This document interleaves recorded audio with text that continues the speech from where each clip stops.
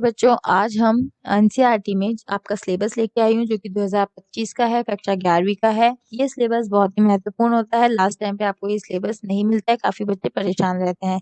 तो देखिए इसमें सबसे पहले सबसे पहले मैं आपको बता देती हूँ कि आपका समय 3 घंटा 15 मिनट का रहेगा। प्रश्न पत्र का अंक आपका 100 रहेगा, ठीक है। यानी कुल आपके 100 नंबर का पेपर यहाँ पे आपको दिया जाएगा। तो चलिए इन 100 नंबरों को हमें कहाँ-कहाँ से लेना है, हम थोड़े अपने सिलेबस पे चर्चा कर लेते हैं। तो देखिए सबसे पहले यूनिट 1 में आता है आपका सांख्यिकी विज्ञान। यहाँ पे पहले मैं आपको बता देती हूँ कि आपके यहाँ पे क्लास 11th के अंदर अर्थशास्त्र में 2 किताबें हैं। एक किताब का नाम है आपके सांख्यिकी विज्ञान और जो दूसरी किताब है उसका नाम है आपके भारतीय अर्थव्यवस्था का विकास। तो यहाँ पे पहले मैं इस वाली किताब की बात कर लेती हूँ। पहली किताब में यूनिट 1 यानी कि इकाई 1 है आपकी सांख्यिकी विज्ञान। इसके अंदर आप सांख्यिकी विधियों के परिचय, उसकी विषय वस्तु और अर्थशास्त्र में सांख्यिकी किसे कहते हैं और यहाँ पे अर्थ की बात हो ही गई है। साथ में सांख्यिकी का क्या-क्या महत्व है, क्यों आखिर सांख्यिकी का प्रयोग किया जाता है, ये आप यहाँ पे पढ़ेंगे। इसके बाद सेकंड में आंकड़ों का संग्रह यानी कि आंकड़ों का जो संग्रह यानी आंकड़ों को डेटा को जो हम कलेक्ट करते हैं उसका उद्देश्य क्या है, आंकड़ों को कलेक्ट करने के स्रोत कितने हैं जो कि आपके एग्जाम के लिए बहुत इंपॉर्टेंट है। इसी के साथ-साथ आंकड़ों के संग्रह की विधियां आपसे पूछेंगे, ये भी इंपॉर्टेंट है। जनगणना तथा प्रतिदर्श सर्वेक्षण आपसे पूछा जाता है। प्रतिचयन एवं अप्रतिचयन त्रुटियां यानी गलती, इन दोनों गलतियों में से एक गलती एग्जाम में पूछी जाती है। भारत की जनगणना तथा राष्ट्रीय प्रतिदर्श सर्वेक्षण आपसे यहाँ पे पूछा जाता है, यानी कि सांख्यिकी प्रस्तुतिकरण। जी हाँ, आंकड़ों का संगठन यहाँ पे किया जाता है। तो आंकड़ों का संगठन का परिचय, अपरिष्कृत आंकड़े यानी कि ऐसे आंकड़े जिन्हें अभी तक हमने नहीं जमाया है। जैसे मेरे पास मान के चलो बहुत सारे आंकड़े हैं, किसी की एज का है, किसी की लंबाई का है, किसी की ऊंचाई का है, किसी के अंकों का है ना, पासिंग मार्क्स का है, ऐसे मानते हैं। तो ये आंकड़े मतलब कोई रिजल्ट पेश नहीं करेंगे क्योंकि डिफरेंट टाइप्स के आंकड़े हैं। मुझे ऐसे आंकड़ों को हम कहते हैं अपरिष्कृत आंकड़े। अगर मैं उन्हें ऊंचाई के आधार पर या फिर अंकों के आधार पर इस तरह के जमा देती हूँ तो उन्हें हम कहते हैं परिष्कृत आंकड़े। इसी के साथ में आंकड़ों का वर्गीकरण और चर जो कि इम्पोर्टेंट है। चर किसे कहते हैं, हमेशा आता है, 100% आता है। सतत और विभक्त चर इसके प्रकार हैं जो कि हमेशा एग्जाम में आता है। बारंबारता वितरण, द्विचर बारंबारता वितरण किसे कहते हैं, यहाँ से आपका रेखा चित्र बनता है। इसी के साथ दूसरा है आपका आंकड़ों का प्रस्तुतिकरण। आंकड़ों का प्रस्तुतिकरण में परिचय आप बता देंगे। आंकड़ों का पाठ विषयक एवं सारणीबद्ध प्रस्तुतिकरण किसे कहते हैं, तो सारणीबद्ध टेबल अनुसार प्रस्तुतिकरण क्या होता है यहाँ पे बना के दिखाना पड़ेगा। आंकड़ों का सारणीकरण तथा सारणी के अंक, जी हाँ हमेशा आता है ये वाला क्वेश्चन कि सारणी के अंक बताइए। सारणी मतलब क्या होता है, सारणी मतलब टेबल होता है। मतलब ऐसे आपने कभी टेबल देखी होगी, कैसे लाइनें बनी हुई है, ऊपर एक लाइनें ड्रॉ है, यहाँ पे हेडिंग्स बनी हुई है, ठीक है, यहाँ पे हेडिंग है, तो इनसे हम कहते हैं सारणी, ठीक है। तो उसका प्रस्तुतिकरण कैसे होगा, इसके क्या क्या अंग है वो यहाँ पे बताना है। आंकड़ों का आरेखीय प्रस्तुतिकरण, ज्यामितीय आरेख, बारंबारता आरेख। जी हाँ, ये जो आपका बारंबारता आरेख है इसमें आयतचित्र, बारंबारता बहुभुज, बारंबारता वक्र और त्वरण के बारे में पूछा जाता है, जिसमें 100% आपके त्वरण में से आपका क्वेश्चन बनता है। इसी के साथ साथ अंकगणित के रेखा चित्र यहाँ पे आ जाते हैं। बढ़ते हैं यूनिट 3 के ऊपर जो कि सांख्यिकी माप। इसके अंदर केंद्रीय प्रवृत्ति के माप आपसे पूछे जाते हैं। केंद्रीय प्रवृत्ति के माप में आपके तीनों माप आ जाते हैं, समानांतर माध्य आ जाता है, मध्यिका आ जाता है और आपका यहाँ पे बहुलक आ जाता है। ये आपके माप कहलाते हैं, केंद्रीय प्रवृत्ति के माप। इसी के साथ साथ यहाँ पे भारित समानांतर माध्य यहाँ पे आता है, चतुर्थक, शतमक, बहुलक, समानांतर माध्य, मध्यिका, ये सब आपसे पूछे जाते हैं। पर आप 3 से इंट्रोड्यूस है, यहाँ पे आपसे इतने सारे यहाँ पे माप पूछे जाते हैं जो कि काफी आसान है। वो थे आपका सांख्यिकी उपयोग, यानी कि सांख्यिकी का उपयोग कहाँ कहाँ करना है। सबसे पहले आपका है सहसंबंध। सहसंबंध में आप अर्थ को देंगे। सहसंबंध के कितने प्रकार होते हैं ये आपके लिए इम्पोर्टेंट होता है चैप्टर। इसमें प्रकार भी पूछे जाते हैं, इसमें अर्थ भी पूछे जा सकते हैं। इसके बाद है सहसंबंध को मापने की प्रविधियां, प्रकीर्णन आलेख, इसके साथ में कार्ल पियर्सन और यहाँ पे स्पीयरमैन, ये तीन विधियां हैं जो कि सहसंबंध की विधियां हैं। इसमें सहसंबंध कैसे ज्ञात किया जाता है ये आपसे पूछा जाता है। इसमें आपसे स्पीयरमैन और कार्ल पियर्सन इम्पोर्टेंट है। इसके बाद है सूचकांक यानी कि इंडेक्स नंबर। सूचकांक का अर्थ सूचकांक की रचना यानी कि समूहित विधि में और मूल्यानुपातों की माध्य विधि में महत्वपूर्ण सूचकांक, उपभोक्ता कीमत सूचकांक, थोक कीमत सूचकांक। अब देखिए ये जो इंडेक्स नंबर है, उपभोक्ता कीमत सूचकांक, थोक कीमत सूचकांक और औद्योगिक उत्पादन सूचकांक और मानव विकास सूचकांक और संवेदी सूचकांक, और ये आपके एग्जाम में पूछे जाते हैं। और इनमें भी सबसे जो इम्पोर्टेंट है वो आपका होता है यहाँ पे सबसे ज्यादा, एक तो थोक कीमत सूचकांक और दूसरा उपभोक्ता कीमत सूचकांक।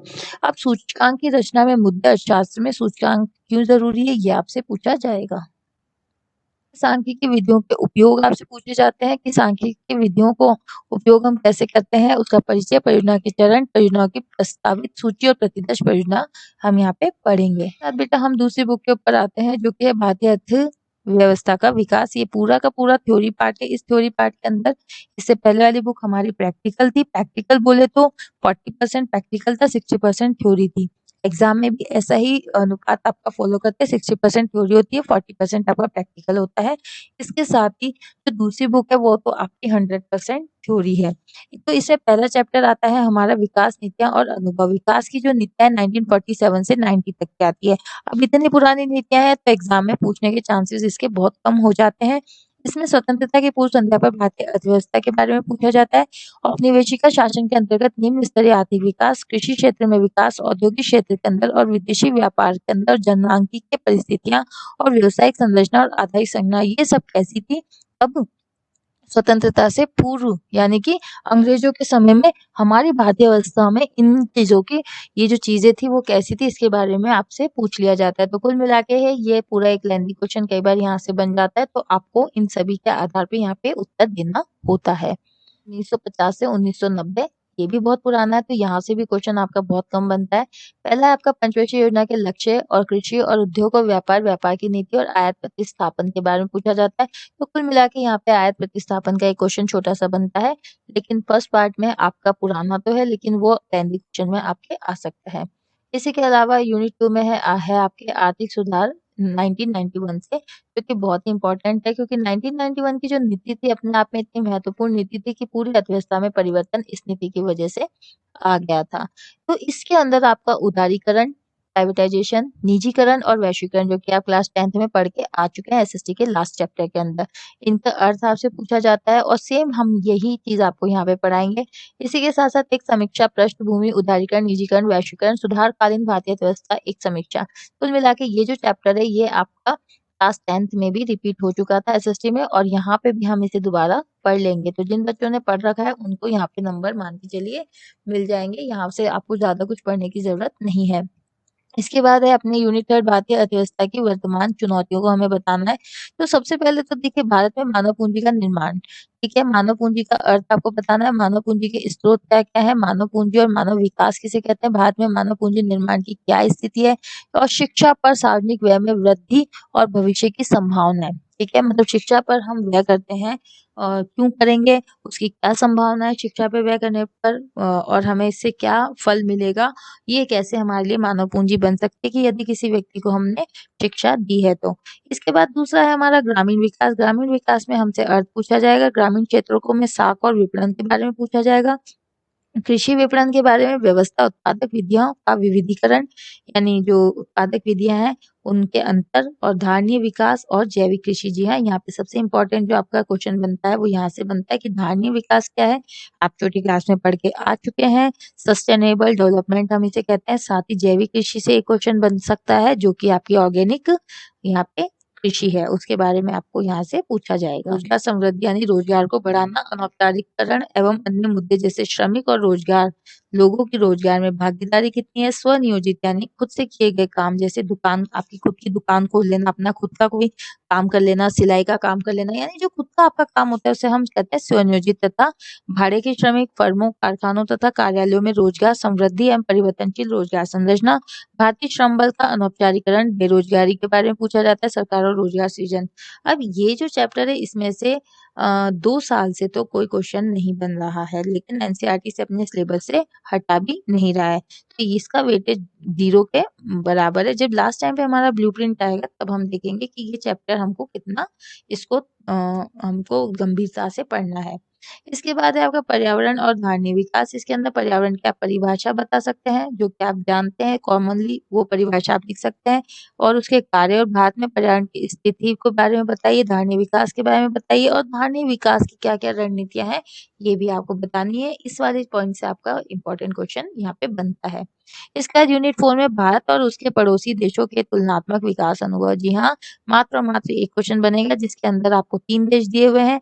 एक देश तो आपका है आपका खुद का भारत, और दूसरा देश है आपका यहाँ पे चीन, और तीसरा देश है आपका पाकिस्तान। उन तीनों के बारे में, यानी कि पड़ोसी देशों, देशों कौन से, 2 देश, चाइना और आपका पाकिस्तान। इनमें भारत, चाइना, पाकिस्तान में तुलनात्मक अध्ययन आपको पूछा जाएगा। निबंधात्मक में ये आएगा, इसमें विकास पथ इन्होंने क्या-क्या अपनाए तीनों देशों ने, जनांकीय संकेतक क्या है इनके, सकल और घरेलू उत्पाद इन तीनों देशों के, इनके क्षेत्र क्या-क्या है, मानव विकास के संकेतक तीनों देशों में क्या है, विकास की नीतियाँ क्या अपनाई गई तीनों देशों में। इसी के साथ-साथ इनका एक मूल्यांकन, यानी अब इन्होंने इतना सब कुछ किया तो आखिर में रिज़ल्ट क्या रहा, वो इन तीनों देशों के बारे में हम इस पार्ट में पढ़ेंगे। तो उम्मीद कर रही हूँ आपको ये सिलेबस बहुत अच्छे से समझ आ गया होगा। आप कंटिन्यू मेरी कॉन्सेप्ट क्लासेस में बने रहिए। ऑफलाइन भी मैं आपको पढ़ाऊँगी, ऑनलाइन भी मैं आपको पढ़ाऊँगी। इसका पीडीएफ भी मैं आपको टेलीग्राम पे उपलब्ध कराऊँगी। तो आप मेरे टेलीग्राम से जुड़े रहिए। तब तक के लिए धन्यवाद।